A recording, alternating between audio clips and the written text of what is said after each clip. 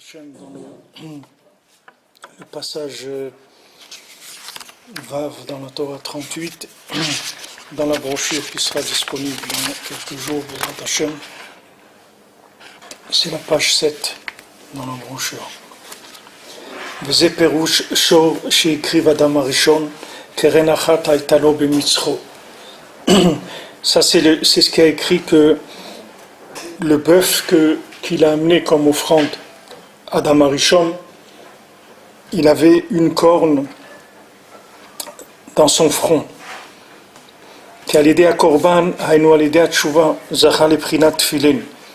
Parce que grâce à l'offrande qu'il a amenée, alors cette offrande-là, c'était une offrande de repentir.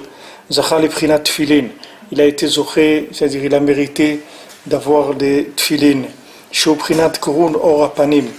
Que ça c'est la lumière, le rayonnement de la lumière du visage. Alors maintenant, quand il a amené le korban, c'est pas le fait qu'il a amené le korban, c'est qu'il a amené le korban avec un désir de repentir.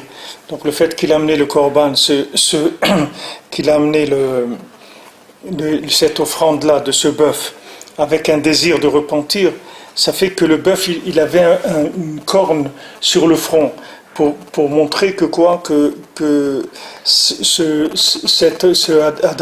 Adam Arishon, il avait fait tchouva bémet et qu'il avait sur le front la lumière des tfilin, comme on a vu avant. Vekaïn shaya mezuamat anachash ketiv be lama naflu panecha.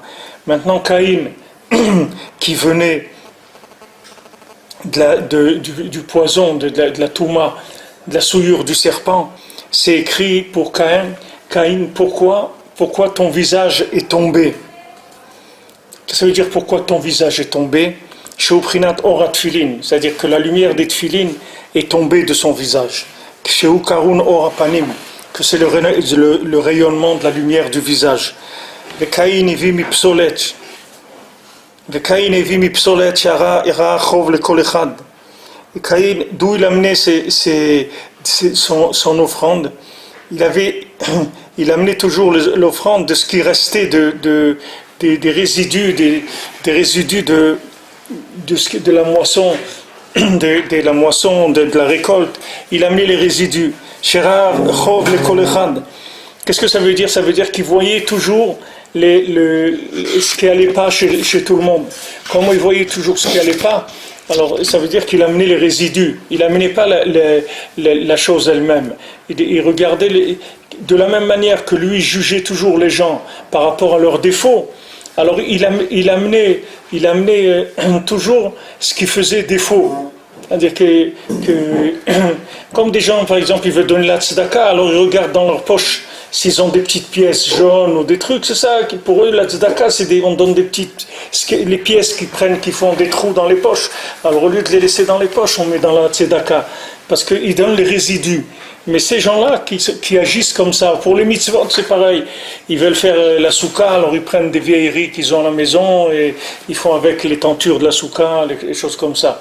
Alors quand quelqu'un, il utilise les résidus de ce qu'il a pour faire les mitzvot, ça veut dire que cette personne-là elle a une mentalité de vivre en regardant les défauts des autres.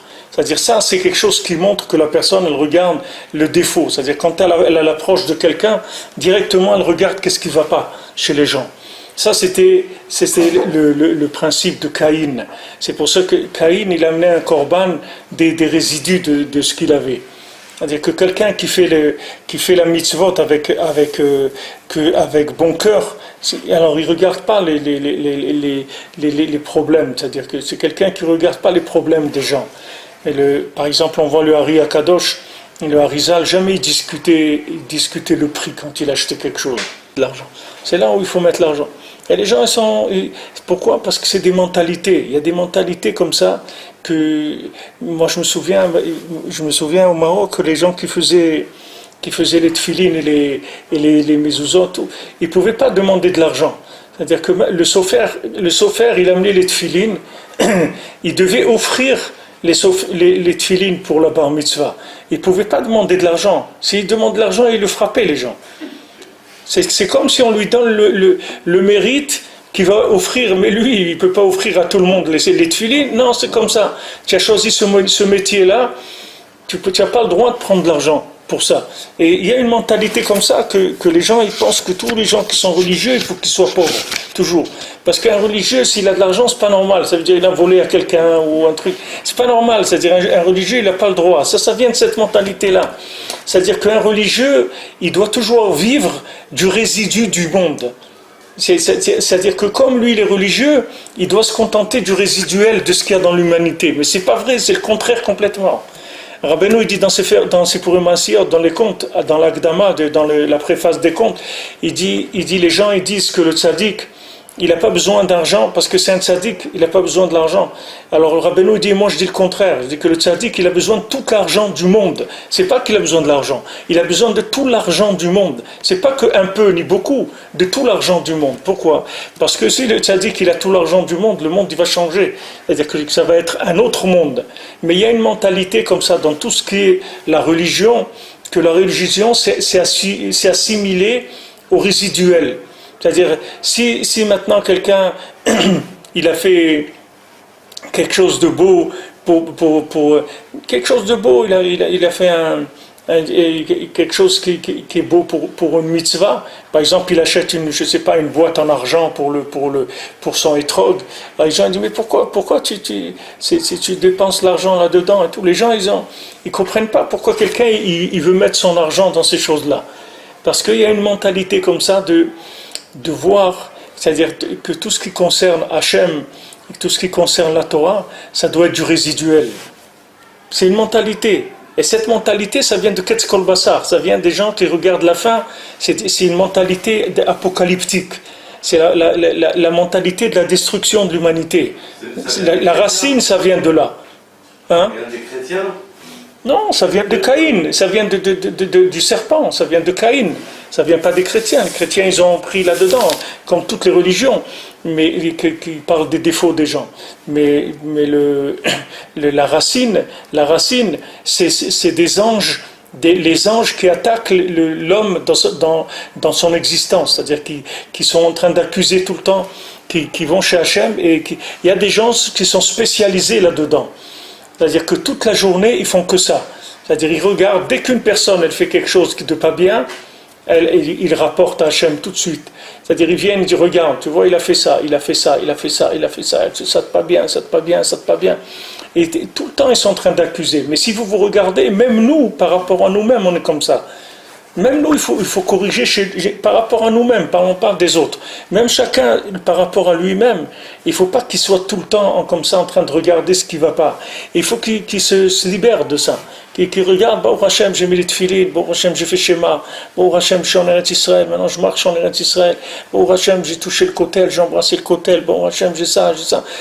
Il faut qu'il regarde les choses qui sont bien chez lui, il ne faut pas qu'il s'habitue à regarder les défauts. Il y a des gens, ils ont un jugement sur eux-mêmes très très dur, tout le temps. Et ces gens-là, ils se détruisent eux-mêmes. Il n'y a rien qui détruit la personne, parce que si quelqu'un se juge mal, il va trouver beaucoup de copains en haut qui vont l'aider à se juger mal. Ils vont l'appuyer là-dedans. Si quelqu'un veut se détruire, il va trouver beaucoup d'anges qui veulent détruire le monde. Il va se trouver des copains, il va en trouver beaucoup. Alors il faut faire attention de ne pas rentrer là-dedans, même quelqu'un par rapport à lui-même. Et quand maintenant Rabbeinu il dit qu'il faut se juger dans l'Aïd-Bodedut, on sait quand on fait Bodedut, si on a eu des problèmes, on dit voilà Hachem j'ai fait ça, je sais que c'est pas bien, je te demande pardon et tout, je voudrais pas recommander. Mais il ne faut pas toute la journée avoir un scanner comme ça, un œil négatif sur soi-même, à plus forte raison sur les autres. À plus forte raison sur les autres. Mais ça commence par soi-même. Parce qu'en général, les gens qui accusent les autres, c'est des gens que eux-mêmes, ils s'accusent eux-mêmes. Et on voit, dans Caïn, c'est comme ça, c'est écrit que c'est comme ça. Caïn, lui, il se sentait nul. Il se sentait nul. C'est pour ça qu'il a tué Hevel. Parce qu'il ne pouvait pas imaginer que quelqu'un peut être bien. Donc, quand tu voyais Hevel, alors que Caïn, il était plus grand que Hevel. Si vous les prenez les deux, comme ils étaient faits tous les deux, Caïn il était beaucoup plus grand que Hevel, mais Hevel il avait l'œil positif, sur les choses. Et Caïn, il avait un œil négatif. Donc ça finit qu'il a tué Hével et il s'est détruit à lui aussi. Il s'est détruit à lui aussi, avec cet œil-là négatif. Donc il avait une attitude comme ça, d'utiliser tous les trucs, les trucs comme ça, des trucs pour la Torah, tous les trucs qui ne sont pas bien. Tous les trucs qui ne sont pas bien. Un religieux, il vient, il a besoin de quelque chose, et on lui dit, ah tiens, voilà, j'ai une paire de lunettes, je m'en sers pas, tiens, si tu veux, prends-la. Donc voilà, j'ai un appareil qui ne marche pas très bien, si tu veux, une machine à laver, ne marche pas très bien, tiens, je peux te la donner. Mais pourquoi tu lui donnes une machine à laver qui ne marche pas très bien? Va lui acheter une machine à laver. Pourquoi tu lui donnes... Non, c'est une mentalité. Ça, chacun il peut trouver des centaines d'exemples comme ça. Je n'ai pas besoin de vous amener à une panoplie d'exemples. Vous savez qu'il y en a beaucoup d'exemples comme ça. Mais ça, pourquoi j'insiste? Parce que vous allez comprendre d'où ça vient. Parce que les gens, ils ne savent pas d'où ça vient, ça. Personne ne sait d'où ça vient. C'est un comportement connu, mais tu ne sais pas d'où ça vient. Et si Rabbeinu te dit d'où ça vient d'un œil, de l'œil accusateur. C'est la racine de ce problème-là. C'est-à-dire, quand les gens ils ont un œil qui est accusateur, ça va entraîner qu'en fin de compte, ils vont considérer négativement tout ce qui a rapport avec la religion. La religion, comme les religieux, on dit voilà, les religieux, c'est les parasites de la société. Alors que c'est le contraire. Ou alors peut-être qu'il veut, moi je pense comme ça, je ne sais pas. Il croit qu'un religieux, il doit vivre de rien du tout, pas matériel. Pas être matériel du tout. On l'attend en tournant. En religion, on l'attend en tournant. Le corps, c'est le même, la source, elle est la même. Mais le religieux, on l'attend en tournant parce on attend de lui qu'il soit quelqu'un qui n'utilise rien de matériel. Mais pourquoi on l'a mis ici alors? S'il ne doit pas utiliser du matériel, qu'on le laisse en haut. Il s'occuper de la spiritualité. Hein? Mais la spiritualité. C'est la mentalité. Mais je te dis, cette mentalité-là, c'est une mentalité d'apocalypse. C'est pas une mentalité de vie. Parce que dans ce monde, la matière, elle est prioritaire. C'est prioritaire, la matière. Dans ce monde, le corps, il passe avant l'âme. Tu dois t'occuper de ton corps avant ton âme. Si quelqu'un est malade Shabbat, on l'emmène à l'hôpital en voiture. Alors que c'est son corps qui est malade. Et son âme, elle n'est pas contente de faire de la voiture Shabbat. Mais on ne regarde pas l'âme. Parce que si le corps il s'en va, l'âme elle ne peut plus rien faire. L'âme elle est éternelle, elle n'a pas de problème. Elle est de passage ici.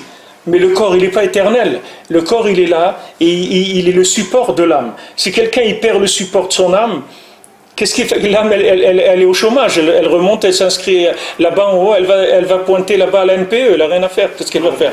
On a besoin d'or, d'argent. Bien sûr, on a besoin de tout. On a besoin de tout, c'est ce qu'il dit Rabbeinu, tu as besoin de tout. Parce que tout ce que tu vas utiliser dans ce monde-là, tu vas le connecter à Hachem. Pourquoi Hachem il a créé tout ça? La Torah elle te dit, tu as vu un beau fruit, il t'a plu, tu ne l'as pas acheté, tu donneras des comptes pourquoi tu ne l'as pas acheté. Tu avais un beau fruit, achète-le, fais une bracha dessus. Pourquoi tu ne l'as pas acheté? Non, il faut se mortifier. C'est pas nous. Nous, on n'a pas de mortification. C'est pas dans notre lignée la mortification. Nous, on vit. Hachem, il a tout créé pour qu'on puisse faire la Torah. Il n'y a pas un lien de vouloir dématérialiser les choses. Maintenant, quand la Mishnah, elle te dit que tu vas boire de l'eau, tu vas manger du pain, tu vas boire de l'eau, tu vas dormir par terre, ça, c'est quand la personne, elle est arrivée à un niveau où, si tu veux, elle a tellement sublimé la matière qu'elle n'a plus besoin de travailler avec le corps. C'est-à-dire qu'elle n'a pas besoin, elle est connectée directement au spirituel. Elle n'a plus besoin de passer par la matière. C'est-à-dire qu'elle vit dans un principe shabbatique déjà. C'est-à-dire qu'elle ne rentre plus dans les 39 travaux, ni rien. Mais tant que pour le commun des mortels, c'est pas ça, on a besoin de la matière. Mais ce qui est intéressant de voir, c'est que tu crois qu'il y a une noblesse dans cette attitude-là. Mais il te dit ici, ce n'est pas une noblesse du tout. C'est une vision apocalyptique, c'est-à-dire destructrice de l'humanité. C'est ça qui est caché derrière ça. Quand tu dis le religieux, c'est un parasite, c'est pour détruire le monde que les gens ils pensent ça. Qui est-ce qui n'est pas un parasite? Un type qui travaille dans l'high-tech, c'est pas un parasite. C'est que le religieux qui est un parasite. Pourquoi quelqu'un qui travaille dans l'high-tech, c'est pas un parasite? Qu'est-ce qu'il fait? Qu'est-ce qu'il est en train de faire? Et le religieux, qu'est-ce qu'il fait? Chacun il travaille. Lui il travaille dans ses 39 travaux. Et l'autre il travaille dans la connexion avec Hachem. Mais il travaille. Pourquoi je l'appelle un parasite? Un parasite par rapport à quoi? Cette mentalité-là, c'est ça. C'est des paroles et des mentalités qui viennent de ces anges accusateurs. Alors Caïn, c'est ce qu'il avait, c'est pour ça qu'Hachem lui a dit pourquoi ton visage il est tombé. Ça veut dire ton visage il est tombé, c'est-à-dire le visage c'est la splendeur du visage qui vient de la lumière des tefilines. Le tefilin ça s'appelle la splendeur. Alors c'est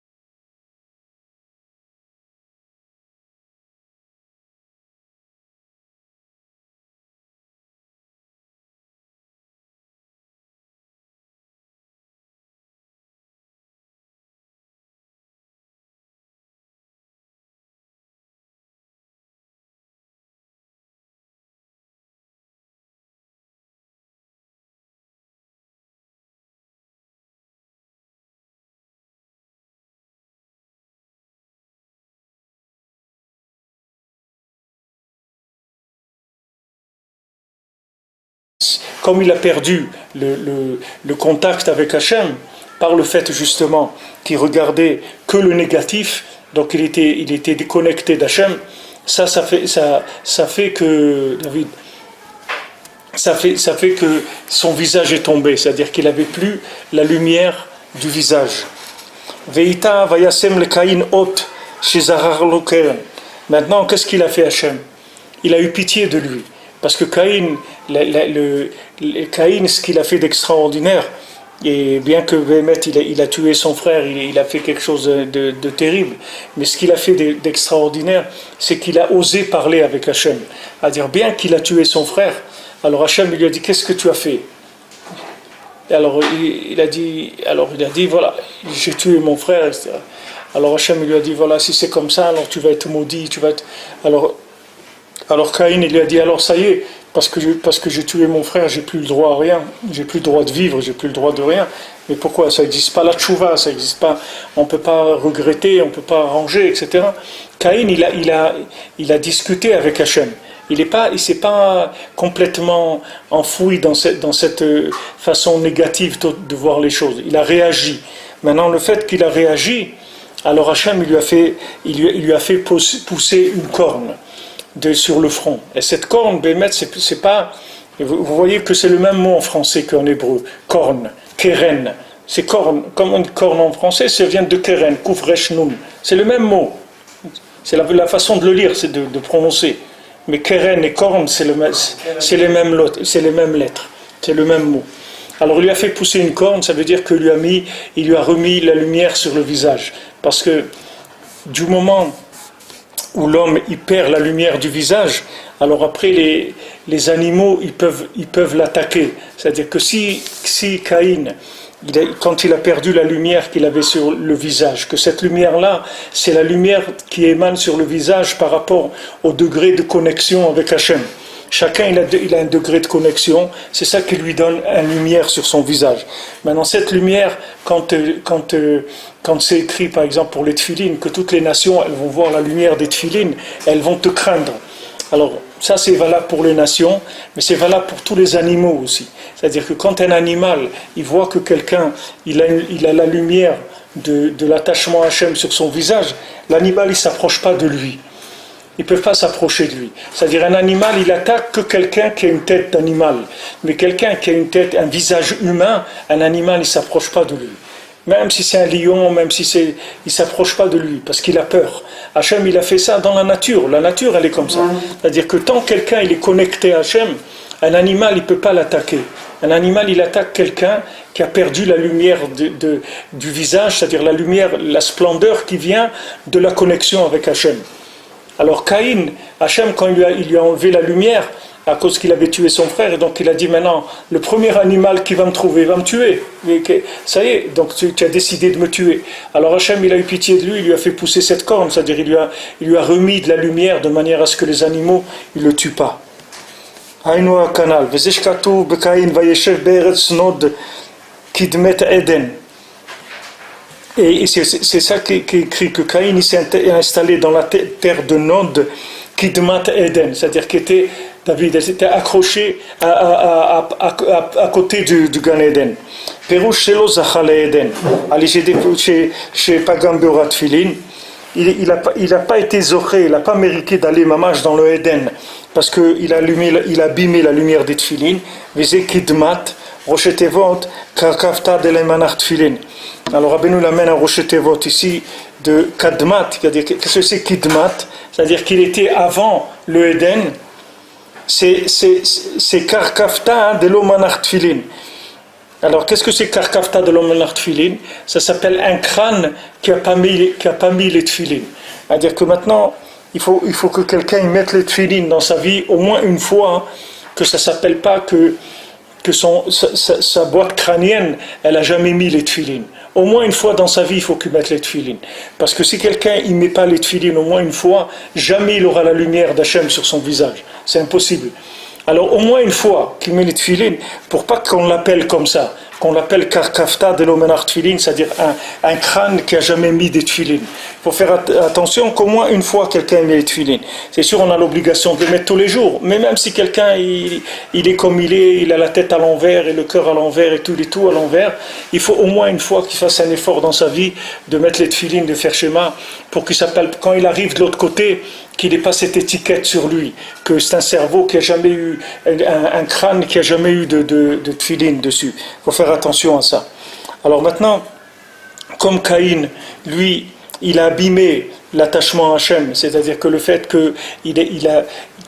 qu'il a regardé le mal, c'est-à-dire il s'est senti, lui, diminué par rapport à Hevel, il voyait son frère comme étant mieux que lui, il a jalousé son frère. Il a vu que le mal, il l'a tué, ça lui a enlevé la lumière des tefilin qu'il avait sur lui. Maintenant, pas complètement, parce qu'Hachem, il l'a mis pas loin du Gan Eden, mais il n'était pas loin, c'est tout.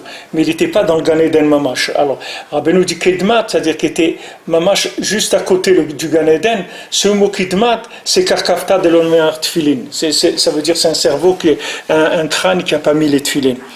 Donc c'était ça son problème. On voit jusqu'où ça va ce inyan-là. C'est-à-dire jusqu'où ça va de regarder le mal, de regarder qu'est-ce que ça amène. C'est-à-dire quand quelqu'un il regarde le mal, le premier perdant c'est lui-même. Parce que quand il regarde le mal, c'est comme s'il enlève les tefilin qu'il a sur sa tête. C'est-à-dire que la lumière de Hachem qu'il a sur son visage, elle s'en va.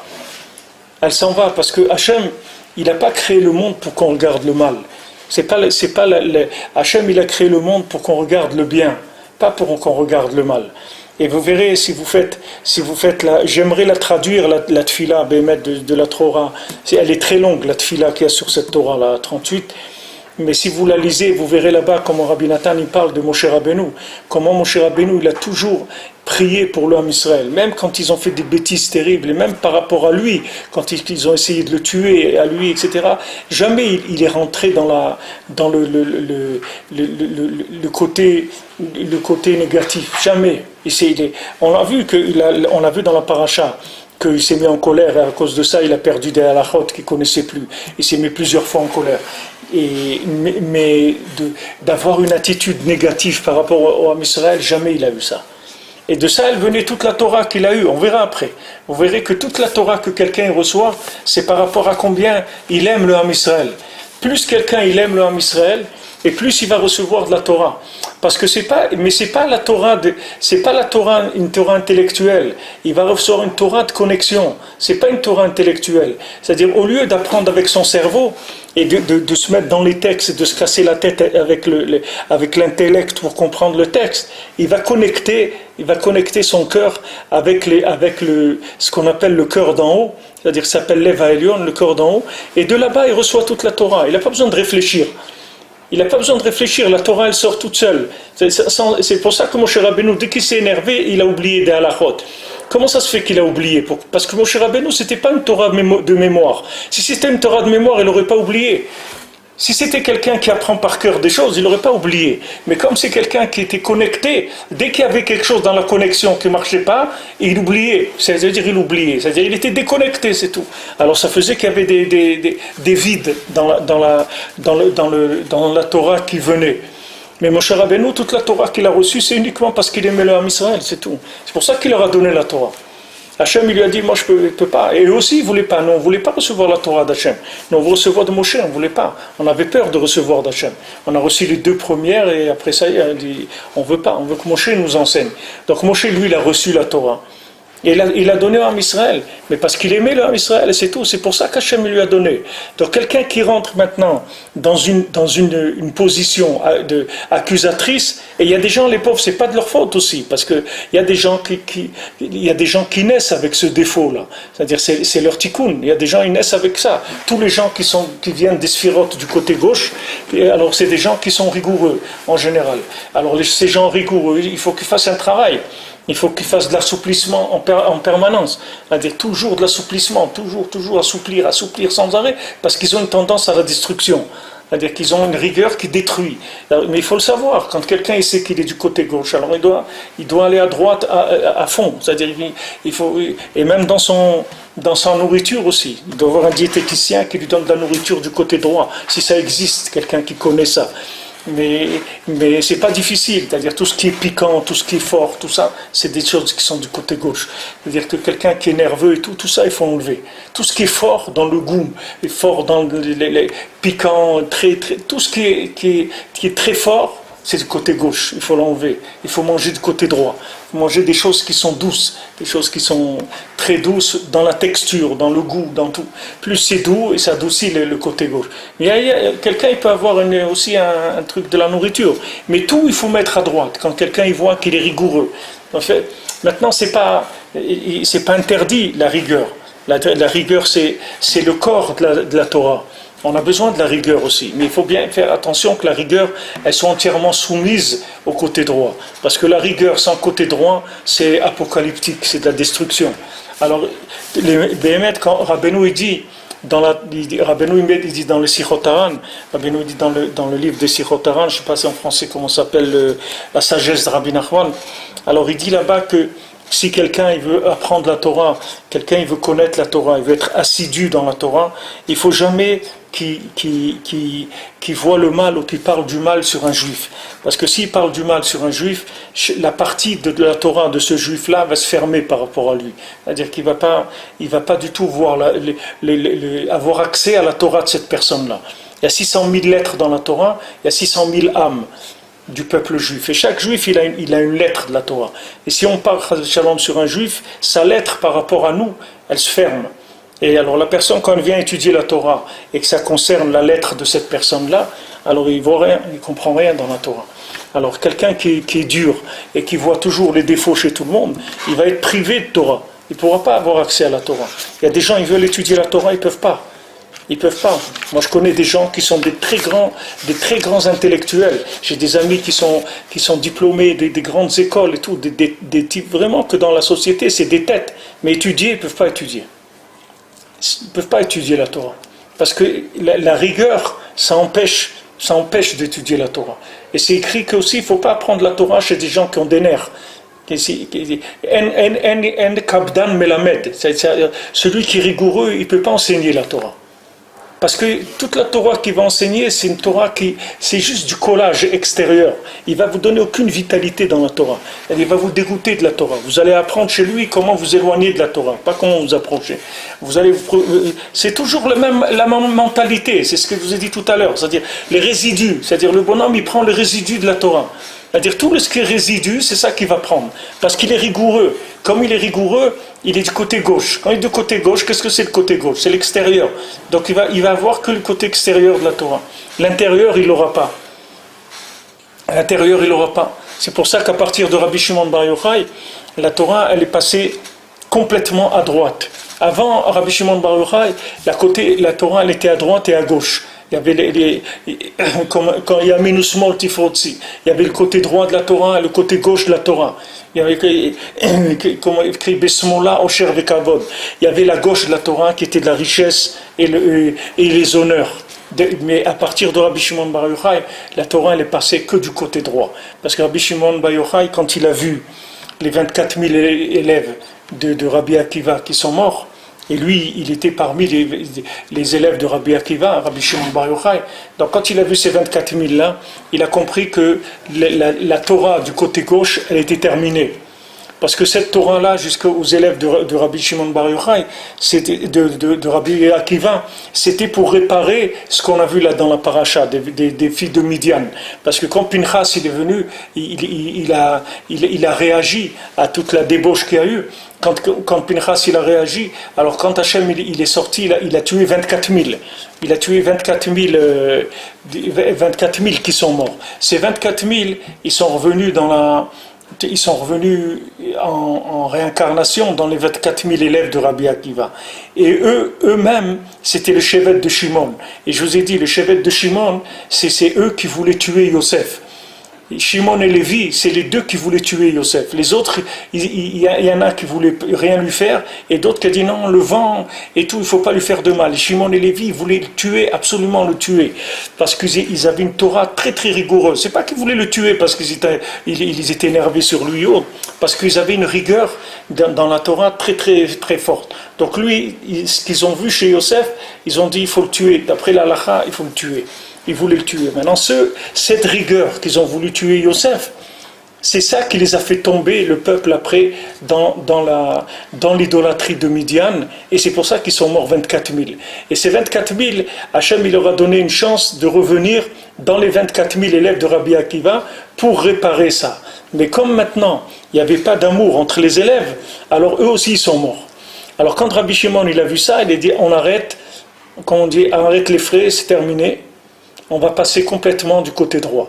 Donc Rabbi Shimon, il a donné une Torah, il a commencé à donner une Torah de connexion. C'est ça la Torah du Zohar. Zohar, ça veut dire que ça brille, c'est brillant, c'est lumineux, c'est resplendissant. C'est ça, c'est la splendeur de la Torah, le Zohar.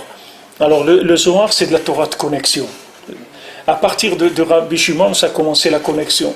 Et après, toute la Torah, elle est venue que par connexion, c'est tout. Il y a des gens encore qui sont restés dans l'ancienne école, qui ont la nostalgie des années de rigueur. Mais à partir de Rabbi Shimon, Rabbi Shimon, il a dit, nous, c'est terminé. Nous, on va développer une Torah d'amitié et d'amour entre nous, et avec ça, on va obtenir toute la Torah. On n'aura pas besoin de se casser la tête, on n'aura pas besoin, parce que tout ça va s'obtenir par connexion. Alors c'est exactement le contraire de ce qu'il a vu Caïn.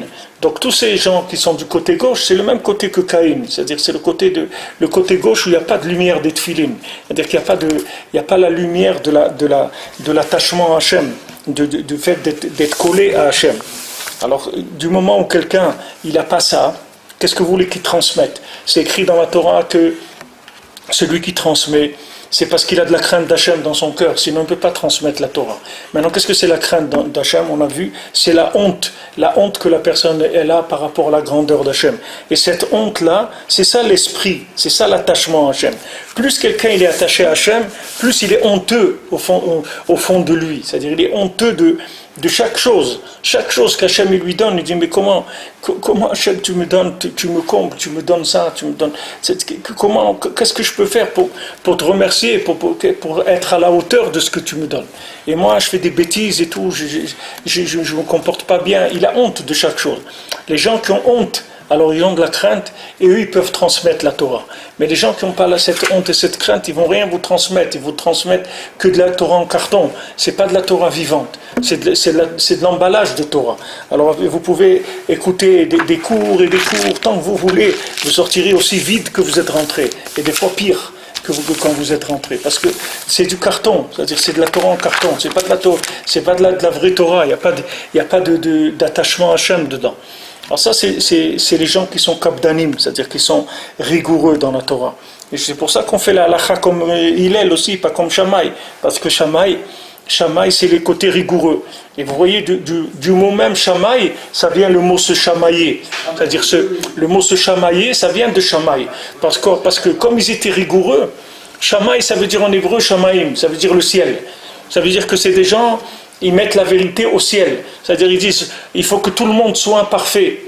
Il faut que tout le monde soit parfait. C'est-à-dire, c'est comme la race aryenne. C'est-à-dire, tous il faut des Aryens, sinon ça vaut rien. Les gens qui ne sont pas des Aryens, ils valent rien du tout. Il y a pas ça vaut rien. C'est-à-dire qu'il y a des gens ils ont cette mentalité-là, il faut que l'homme il soit parfait. Alors ça donnait Korach, par exemple. Korach, c'était le côté gauche. C'est-à-dire qu'il voulait la perfection. Il dit non, nous on a reçu la Torah, il faut que tout le monde soit à la hauteur et tout le monde fasse tout ce qu'il y a à faire, il n'y a pas d'excuses, il n'y a pas de trucs, etc. Alors ce côté gauche-là, il est très très mauvais. C'est-à-dire c'est un côté qui est très très mauvais. Et il faut faire attention de ne pas rentrer là-dedans, parce qu'il y a des gens qui sont spécialistes de ça.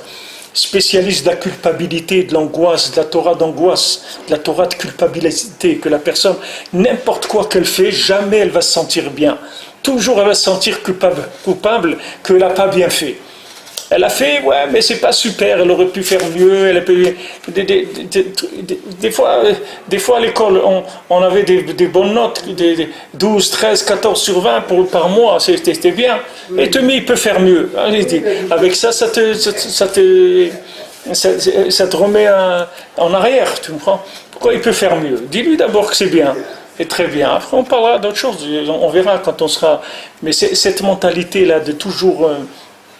voir le côté négatif et de se sentir toujours en arrière, c'est extrêmement dangereux, parce que ça vide la Torah de son sens profond, qui est l'attachement à Hachem. Il n'y a pas d'attachement à Hachem. Là où il y a de l'accusation, il n'y a pas d'attachement à Hachem. Parce qu'Hachem, il est Rachum Vechanoun. Hachem, il est que miséricordieux. Hachem ne peut pas supporter les gens qui sont des accusateurs.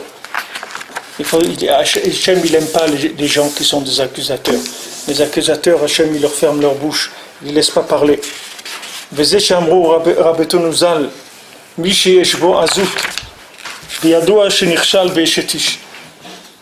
Il dit voilà, si tu vois quelqu'un qui a de l'audace, qui est arrogant, alors sache que c'est quelqu'un qui a trébuché dans l'adultère. Pourquoi? Parce que c'est écrit que Caïn, il a été avec la jumelle de Hevel. Hachem, il les a créés, chacun il avait une jumelle avec lui. C'est-à-dire que Caïn et Hevel, ils sont nés avec une sœur. Les deux, ils avaient une sœur. Maintenant, Caïn, il a pris la jumelle de Hevel. Comme Shkatouv, Vaï beyotam basade. Et c'est écrit, quand il se trouvait dans les champs, Ve'Israël she'amdu al har Sinaï paskazu amatam. Maintenant, les Bnei Israël, quand ils se sont tenus à la montagne du Sinaï, alors ils ont été débarrassés complètement de la souillure. Paskazu amatam ainu amatan nachash. Qu'est-ce que ça veut dire que c'est arrêté? La souillure, c'est la souillure du serpent. C'est-à-dire que maintenant, c'était cette souillure-là du serpent. Les maasés, c'était le serpent. Aussi, tout ce qu'il a fait, c'était pour prendre Chava. Lui, il voulait se marier avec Chava, le serpent. Il voulait se marier avec la femme d'Adam Arishon. C'est ce qu'il a fait aussi. Il a eu des rapports avec Chava, le serpent. Et ça c'est ça qui a entraîné la déconnexion. C'est-à-dire que cette attitude-là, elle entraîne la déconnexion. Alors maintenant, Caïn, que lui, il a pris la sœur la jumelle de son frère, qui était sa femme, les maasés, parce qu'Hachem, il crée l'homme avec sa jumelle en même temps. C'était sa femme, c'était pas sa sœur comme aujourd'hui. C'était sa femme, elle était créée avec lui. Ils naissaient en même temps, les deux, d'une même conception. Alors lui, il lui a pris sa jumelle, il a pris la femme de Hevel. Et ça, c'est ça qui a entraîné que après il a eu cette façon-là de voir la Torah qui était négative. Alors maintenant, de là on déduit quoi? Que maintenant, tout celui qui a de l'audace, c'est-à-dire qui est quelqu'un d'audacieux, comme il rapporte ici, arrogant, quelqu'un d'arrogant, alors on dit ça veut dire qu'il a fauté là-dedans, c'est-à-dire dans la femme de son prochain. Alors, les Bnei Israël, quand ils sont tenus au Har Sinaï, alors cette souillure du serpent, elle est partie. Ve'akum shelo amdu, lo paskazu amatam. Maintenant, les idolâtres, que eux, ils ne se sont pas tenus au Sinaï, c'est-à-dire ils n'ont pas reçu la Torah, alors eux, la souillure du serpent, elle n'est pas partie. Veze ve'yadua shelo amdu ragle avotav. Et c'est ça que la Torah nous dit, sache que celui qui est effronté, alors lui, il faut savoir que les pieds de ses ancêtres, ils ne se sont pas tenus au Sinaï. Raglé Daika. Pourquoi on dit les pieds de ses ancêtres? Pourquoi on ne dit pas ses ancêtres, ils n'étaient pas au Sinaï? Qui est la même Raglaim? Parce que ces gens-là, les gens qui ont de l'audace, c'est des gens qui n'ont pas de pieds. Comme Shekatouv al Gechonecha Teler. Qu'est-ce qui est écrit pour le serpent? Tu vas ramper sur ton gachon, sur ta gorge, tu vas ramper. Comment il traduit Gechonecha Teler? Il traduit ici. Sur ton ventre. Sur son ventre, oui. Il rampera sur son ventre le serpent. C'est-à-dire que du fait que maintenant, parce que le serpent, il avait des pieds avant. Avant qu'il ait fait tomber Adam Arishon, il avait des pieds, le serpent. C'était même une des plus belles créatures qu'il y avait dans le monde. Et Hachem, il lui a envoyé les pieds, il a rendu un rampant. Et c'est ça qui est écrit que Hachem, il a mis un signe à Caïn. Et Rachid explique, c'est-à-dire qu'il a remis la crainte qu'il émanait pour les autres, il lui a remis ça. Comme c'est écrit, tous les peuples y verront. Quand il a fait tchouva, alors Hachem il lui a remis un signe. Alors il dit ici que du moment où on a reçu la Torah, à ce moment-là, toutes les nations, elles vont craindre le Ham Israël. Pourquoi elles vont craindre le Ham Israël? Parce que du fait que le Ham Israël s'est tenu au Har Sinaï, il a reçu la Torah, ça va donner la crainte d'Hachem, la honte d'Hachem. Et cette honte d'Hachem, elle va faire apparaître sur le visage la lumière d'Hachem. La lumière d'Hachem qui est l'attachement à Hachem. Puisqu'on a dit que les tfilines, c'était ça le siman d'attachement à Hachem. C'est les tfilines. On a dit les tfilines, la lumière des tfilines, c'est quoi? C'est la honte. Donc la honte, c'est ce qui permet c'est ce qui manifeste le degré d'attachement à Hachem. Comme on a vu dans le cours avant, que si quelqu'un veut connaître son niveau d'attachement à Hachem, il regarde combien il a honte de fauter. C'est ça que le degré d'attachement à Hachem. Alors plus ce degré il est fort, et plus sur la lumière, sur le visage il y a une lumière, et cette lumière-là, elle fait peur.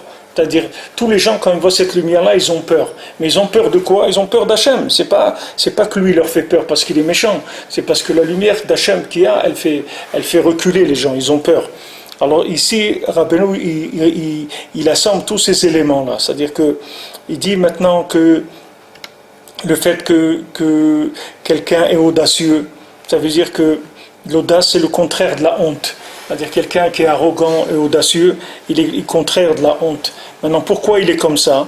Parce que les pieds de ses ancêtres, ils ne se sont pas tenus au Har Sinaï. Ça ne veut pas dire que ses ancêtres ne se sont pas tenus au Har Sinaï, mais ils ne sont pas tenus, c'est les pieds. Qu'est-ce que ça veut dire pour les pieds? Parce que la Torah qu'ils ont, ces gens-là, c'est une Torah qui n'a pas de pieds. C'est-à-dire c'est une Torah qui n'a pas de rapport avec la réalité. C'est une Torah qui est de l'intellect pur. Il n'y a pas de contact avec la réalité. Ce n'est pas des notions réelles. Parce qu'il n'y a pas de pied. Et c'est le fait qu'il n'y a pas de pied, c'est ça qui donne cette audace-là. Parce que le fait qu'il n'y a pas de pied, quand quelqu'un il n'arrive pas à avoir des pieds dans sa Torah, c'est-à-dire que sa Torah, elle n'arrive pas à l'accompagner dans sa vie. Il y a des gens qui connaissent la Torah, seulement la Torah, la Torah qu'ils ont, elle n'arrive pas à rentrer dans leur vie pratique, c'est-à-dire il n'y a pas toujours la Torah dans leur vie. Ils ont de la Torah, c'est-à-dire que, et si vous voyez, vous leur dites, ils vont dire qu'ils croient dans Hachem, et qu'ils font même le Shabbat, ou ils mangent kasher, et ils font attention à des choses, il n'y a pas de problème, des fois ils font attention à la pureté familiale, à tout, ils essayent de faire attention à pas mal de choses. Mais seulement, ils vivent que par rapport à ce côté officiel comme ça de la Torah. C'est un engagement comme par rapport comme quelqu'un qui garde le code de la route. Il y a le code de la route, donc tu conduis, il fait attention au feu rouge, la priorité à droite, les trucs, etc., de ne pas doubler un truc en troisième file, toutes les règles de la route. Mais maintenant, c'est que des règles. Une fois qu'il les a appliquées, ça y est, après, il vit normalement, c'est-à-dire, entre guillemets, normalement, c'est-à-dire, il vit comme tout le monde. Mais il ne s'est pas rendu compte que la Torah, elle gère aussi la vie. La vie, elle gère la nourriture, elle gère l'ouïe, la vue, l'odorat, les mains, les habits, la maison, la voiture, le travail. Tout ça, il ne sait pas que ça gère tout ça. Il ne sait pas, pour lui la Torah, c'est tout. Voilà, je fais la Torah, Hachem, je mets mes tefilines, je prie, je fais Shabbat, je fais tout. Mais il ne sait pas que cette Torah-là, elle gère aussi chaque chose. Pourquoi? Parce que c'est une Torah qui n'a pas de pied. Comme elle n'a pas de pied, elle ne touche pas à la réalité. Donc elle est dans des notions qui sont des notions intellectuelles. Et ça, c'est que de la rigueur. Ça ne donne que de la rigueur. Parce que l'adoucissement de la rigueur, c'est le lien de la notion avec la réalité. C'est ça qui adoucit la rigueur. Si vous faites un lien entre la réalité et la théorie, c'est ça qui va adoucir la rigueur. Par rapport en haut et par rapport en bas aussi. Je vais vous expliquer pourquoi. Parce que quand maintenant, la plupart qu'est-ce qu'elle nous dit la Torah? Ne juge pas quelqu'un tant que tu ne t'es pas trouvé à sa place. Le jour où tu te trouveras à sa place, tu le juges. Mais comme tu ne vas jamais te trouver à sa place, donc il faut jamais que tu le juges. Pourquoi? Parce que un individu, il est fait de tellement de choses que tu ne peux pas le juger par une attitude extérieure. Tu ne peux pas. Tu ne peux pas voir quelqu'un extérieurement et juger. Quelqu'un, il s'est mis en colère, par exemple. Voilà, maintenant, il est sorti, il a claqué la voiture, le truc. Cet acte-là, il faut que tu le bloques tout de suite. Il ne faut pas le juger. Parce que pour juger ça, il faut que tu te mettes dans cette personne-là. Comment elle est née, comment elle a grandi, qu'est-ce qui s'est passé avec lui, d'où il vient maintenant. Peut-être qu'il est sorti maintenant d'un problème, truc. Tu ne sais pas. Tant que tu n'es pas arrivé à son endroit, tu ne peux pas le juger. Ça veut dire que quoi? Que le jugement, il vient du fait que tu ne réalises pas comment elle est cette personne. Parce que si tu réalisais, jamais tu pourrais le juger négativement. Jamais. Jamais tu pourrais. Parce que si tu avais tous les éléments entre les mains, tu verrais que cette personne-là, c'est un tzaddik. Maintenant, tu le juges mal parce que tu as pris un côté extérieur. Tu ne connais pas l'individu dans son ensemble. Tu ne sais pas. Quelqu'un, il est orphelin, par exemple. Il a été orphelin. Il n'a jamais eu de père, il n'a jamais eu de mère, il n'a jamais eu de parents. Mais ça y est, c'est un détraqué. Toute sa vie, il va être détraqué.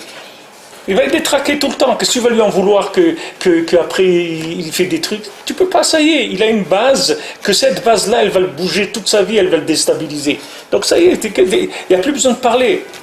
Il n'y a plus besoin de parler, c'est pas la peine. Comme disait Rav Levi Yitzhak, il me dit, quand je vais arriver en haut, je vais leur dire, j'ai vécu 20 ou 30 ans en Russie, sous le communisme, j'ai gardé la Torah. C'est tout. C'est pas la peine de parler d'autre chose. Si j'ai bien fait, des mitzvot, tout ça, on ne regarde pas. On regarde une chose, c'est quoi? Tu as vécu sous le communisme, tu as gardé Shabbat et tout. Allez, ça y est. Parce qu'il y a une chose qui veut tout dire. Il n'y a pas besoin de. Il y a un élément pour une personne, ça y est, ça veut tout dire. Vous montez dans un bus, il y a des places pour les vieux, pour les handicapés, pour les femmes enceintes. Parce que ça y est. C'est-à-dire, du moment où il y a une certaine réalité qui donne automatiquement une considération différente. Parce qu'il y a une réalité. Maintenant, il y a une réalité que tu vois, que quelqu'un il est à 80 ans, et que tu vois une femme enceinte, ou tu vois quelqu'un qui a des difficultés. Et il y a des réalités que tu ne vois pas. Tu ne peux pas voir. Il y a des réalités mentales de la personne, ce qu'elle a dans sa tête, dans son cœur, tu ne peux pas le voir. Donc tu ne peux pas juger quelqu'un. Tu n'as pas le droit de le juger. Pourquoi? Parce qu'on te dit que tu n'as pas les éléments pour juger, c'est tout. Alors on ne juge pas. Mais pourquoi je vous amène ça? Ce n'est pas pour faire le moussard de dire qu'il ne faut pas juger. C'est que la tendance au jugement, c'est l'ignorance. C'est-à-dire, plus quelqu'un il connaît que le côté extérieur des choses, et plus il va être rigoureux. Plus quelqu'un il connaît la profondeur, moins il va être rigoureux. Vous verrez, plus quelqu'un il connaît les secrets de la Torah, moins il sera rigoureux.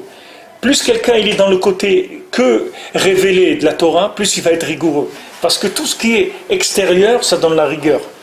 Parce que tout ce qui est extérieur, c'est l'emballage, c'est le corps. Et c'est là où elle est la rigueur. Donc la personne, elle se trouve dans la rigueur, elle a tendance à amener ça dans le monde. Alors cette Torah de la rigueur, c'est une Torah qui n'avait pas de pied. C'est pour ça qu'après, à partir de Rabbi Shimon Bar Yochai, quand eux, ils ont dit, les Chachamim, ils ont dit la Torah, elle va s'oublier, Rabbi Shimon, elle a dit non, elle ne s'oubliera pas. Pourquoi? Parce que voilà, il va y avoir le Zohar, et avec ça, les gens ils vont sortir de la galoute. Parce que c'est une Torah qui va éclairer les pieds. C'est ça le Ikar. Où il était Rabbi Shimon pendant qu'il faisait tous les secrets de la Torah? Il était dans la terre. Hein? Il était enfoui dans la terre. Pourquoi il était enfoui dans la terre? Pourquoi il n'a pas trouvé un meilleur endroit pour étudier la Torah que de se mettre dans la terre? Même on dit les habits, tout ça c'est des explications qui sont très simples, simplifiées. Mais il était dans la terre parce que sa Torah, il fallait la descendre dans la terre elle-même. Il ne pouvait pas avoir de la Torah comme ça planante. Il faut que ça descende dans la réalité, que ça soit des pieds. Alors quand on voit quelqu'un qui est audacieux, qui a cette effronterie, etc. Alors on voit que ses ancêtres, les pieds de ses ancêtres, ils n'étaient pas au Har Sinaï. Ça veut dire qu'il a une Torah sans pieds. C'est pour ça qu'il est comme ça. Parce que s'il avait une Torah avec des pieds, il aurait honte.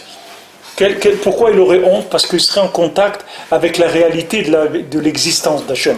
Pas avec la théorie de l'existence d'Hachem. Parce que quand quelqu'un est faute, ça veut dire qu'il connaît Hachem en théorie, mais il ne le connaît pas en pratique. Quelqu'un il peut fauter parce qu'il dit à Hachem, regarde, je sais qu'il ne faut pas faire ça, mais j'arrive pas à me retenir.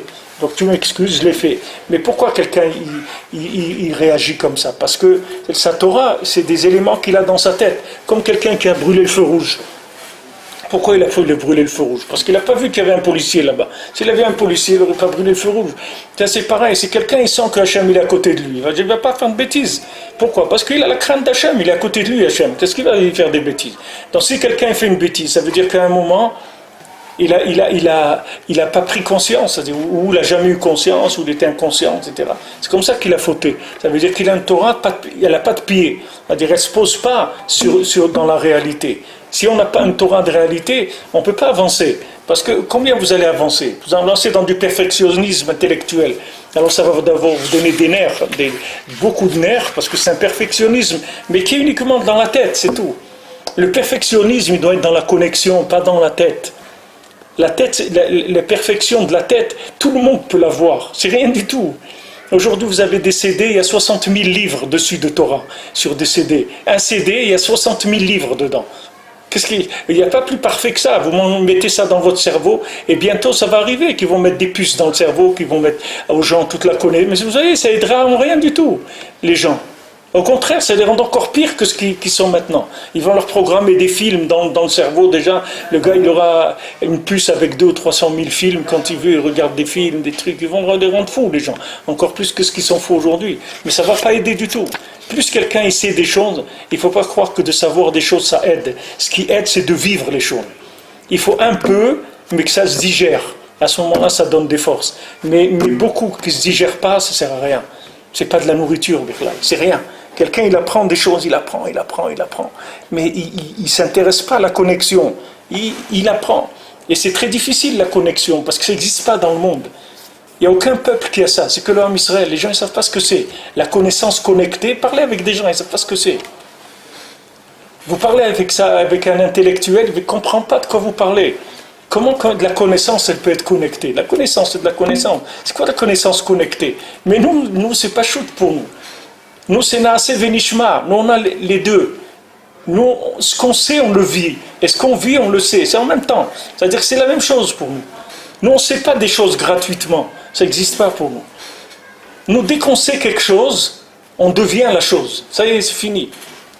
On ne peut pas dire « Ah, je m'excuse, je savais, mais bon, je n'ai pas fait attention. » Tout, il n'y a pas. Tu sais, tu es. Et si tu n'es pas, c'est que tu ne sais pas, c'est tout. Mais quand tu sais, tu deviens. La Torah, c'est comme ça que ça se vit. La Torah, on ne peut pas dire « J'ai appris des choses ». Ça veut dire que tu as appris des choses. Qu'est-ce que tu sais? Voilà, je sais ça et ça. Tu le fais? Non, je ne fais pas tout. Alors tu ne sais pas, c'est tout. Parce que si tu sais, tu le fais. Et si maintenant tu ne le fais pas, ça veut dire que tu ne sais pas, c'est tout. Tu ne l'as pas appris, tu as pris une Torah sans pied. Alors mets des pieds dans la Torah. Mets des pieds. Parce que ta Torah, elle n'a pas de pieds. Comme je vous ai raconté plusieurs fois l'histoire du Rabbi Chaim Ben Attar, du Or HaChaim, que Or HaChaim il était en Eretz Israël, et quand il y a l'élève du Baal Shem Tov qui est venu le voir, Alors, il était question que le Baal Shem Tov vienne en Eretz Chaim. Il a dit à son élève, il dit, tu demanderas à ton maître que quand il me voit, c'est-à-dire que quand le Baal Shem Tov voyait le Chaim, il lui a dit, quand il me voit dans une vision, demande-lui s'il me voit avec mes pieds. S'il me voit avec mes pieds, ça veut dire qu'il va venir en Eretz Israël, qu'il pourra rentrer. Et s'il ne me voit pas avec mes pieds, il ne pourra pas rentrer en Eretz Israël. Alors quand il est rentré, l'élève, après il a dit, le Baal Shem Tov, quand il le voyait sans les pieds. C'est pour ça que le Baal Shem Tov, il n'a pas pu rentrer en Eretz Israël. Alors maintenant Rabbi Nachman, il a dit pourquoi lui il a pu rentrer, alors que le Baal Shem Tov, il n'a pas pu rentrer. Parce que Rabbi Nachman, il a dit, toute ma grandeur, c'est que je suis arrivé à descendre dans les pieds. C'est-à-dire Rabbi Nachman, quand il est venu en Eretz Israël, il jouait avec les enfants à Istanbul, il jouait à la marelle avec eux, il allait dans les maisons, il buvait un peu de vodka ou des trucs avec les gens. Il est descendu très très bas dans les endroits les plus bas, c'est avec ça qu'il est rentré en Eretz Israël. Mais Rabbeinu dit que Eretz Israël, c'est la grandeur de la grandeur. Et pour entrer dans la grandeur de la grandeur, il faut passer par la petitesse de la petitesse. Parce que si quelqu'un ne peut pas être petit, il ne peut pas être grand. Un patron qui ne peut pas être ouvrier, il ne sera jamais un patron. Un patron théorique, ce n'est pas un patron. Un patron qui est formé par les grandes écoles, qui dirige une entreprise, il n'a jamais mis les mains comme on dit, à la pâte. Il n'a jamais mis les mains à la pâte. Il ne peut pas être un patron. Un jour, ses ouvriers vont lui dire aujourd'hui on fait la grève. Alors vas-y, qu'est-ce qu'il ne fait plus rien. En Amérique, quand ils font la grève, ils leur donnent 3 jours d'avertissement. Ils ne reviennent pas, ils renvoient tout le monde. Une fois, ils ont tous les gens qui travaillaient dans les tours des aéroports, là, comment ils appellent ça, les trucs de l'air. Ouais, ils appellent les. Ouais, comment ils appellent ces gens-là, de l'air, les trucs de l'air. C'est les gens qui donnent toutes les aiguilleurs. Les aiguilleurs, voilà, les aiguilleurs. Alors ils ont fait la grève, ils leur ont donné 3 jours. Ils ont dit qu'ils ne reprenaient pas. 20 ou 30 000, je ne sais pas combien, ils ont mis tout le monde dehors, ils ont pris d'autres. Si quelqu'un il veut être un patron, il faut que d'abord il rentre par la petite porte, qu'il soit un ouvrier. Parce que s'il n'est pas un ouvrier, jamais il saura ce que ça vaut un boulon, ce que ça vaut un truc. Tout c'est sur du papier pour lui. Tout c'est sur du papier. C'est dangereux, c'est des gens dangereux. Moi j'avais quelqu'un qui gérait une affaire comme ça, il gérait tout sur le papier. Alors il me montrait tous les mois le bilan, il me dit ça va, le bilan est équilibré, voilà est-ce que les fournisseurs, voilà les clients. Et c'était des chiffres, en bas ça arrive toujours, tu sais les comptables quand ils arrivent en bas c'est les mêmes chiffres. Mais ce qui s'est passé des deux côtés pour arriver à ça tu sais pas ce qu'il y a eu. Mais un jour la banque elle m'appelle et me dit mais attends, mais tu as découvert de je sais pas combien, je dis quoi. Je dis mais ça c'est la réalité, tout le monde. Les découvertes de la banque, c'est la réalité. Il faut aller, ton affaire ne marche pas. Il ne faut pas regarder des chiffres. Alors, quelqu'un qui a une Torah comme ça, après il s'étonne que les pauvres, après ils souffrent les gens. Ils croient qu'ils ne sont pas bien, alors que ce n'est pas vrai, ils sont très bien, mais seulement ils ont des trucs sans pied, donc ça ne marche pas, il n'y a pas de pied. Donc il veut emmener la Torah dans sa vie, il n'arrive pas. Alors il vit en schizophrénie, c'est-à-dire il a une vie de Torah, dans ce qu'il connaît, là où il a assez de rigueur pour appliquer. Et dans l'autre monde, il vit comme il vit, c'est tout. Il vit dans un autre monde, ses pieds ils sont dans un autre monde. Et sa tête, elle est dans un monde, et ses pieds dans un autre. Et il souffre, parce qu'ils sont déchirés, les gens. Ils sont déchirés, ils disent, mais pourquoi je suis comme ça, j'arrive pas à faire ce qu'il faut, etc. Mais il n'a pas de problème, c'est pas un problème, c'est qu'il faut une Torah avec des pieds. S'il n'y a pas les pieds, alors il n'y a pas de... Alors maintenant, quelqu'un qui n'a pas de pieds, tu verras, chez lui, ça se manifeste par de l'audace. Des gens très audacieux. Parce que justement, comme ils n'ont pas de pieds, ils sont obligés de faire du bluff. C'est des gens, ils font semblant d'être quelque chose, mais ils ne sont pas quelque chose.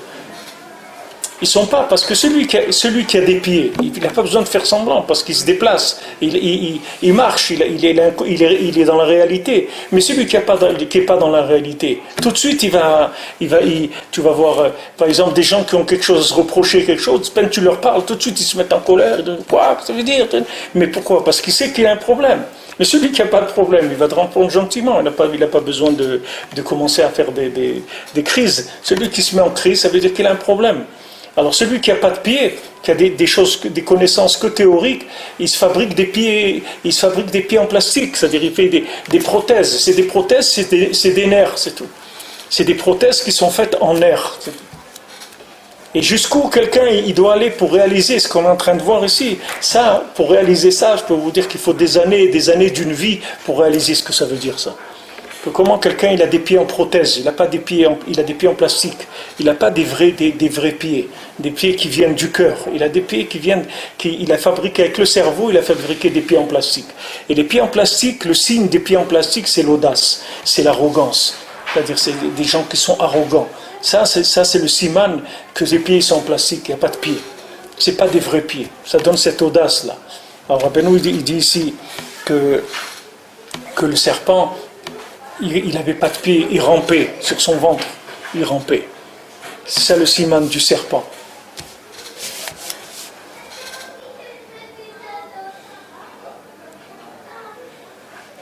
Donc le tikkun, Hachem il a rendu à Caïn, il lui a rendu la lumière des tefilines, comme ça il a pu être sauvé des animaux. Sinon les animaux il aurait dévoré. Alors Rabbeinu fait le rapport bien sûr entre les tefilines et tout le nian que toutes les nations ils auront peur du Ham Israël. C'est pareil, tout ce qu'on voit dans le monde, etc. Tout le fait que les nations elles n'ont pas peur du Ham Israël, elles parlent contre le Ham Israël, elles font des choses. Ça vient uniquement parce qu'il n'y a pas la lumière. Il n'y a pas la lumière des tefilines. S'il y avait la lumière des tefilines, tout le monde aurait peur de s'approcher du Ham Israël. Parce que c'est la lumière d'Hachem, c'est pas une lumière humaine, c'est une lumière qui vient de la connexion avec l'infini. Alors ça émane une lumière qui fait peur, que les gens ils ont peur de cette lumière-là. C'est une crainte de la grandeur, c'est pas une crainte de peur, de force, c'est des rapports de force. C'est une crainte de voir cette lumière-là, ça donne une crainte aux gens. Bezrat Hashem.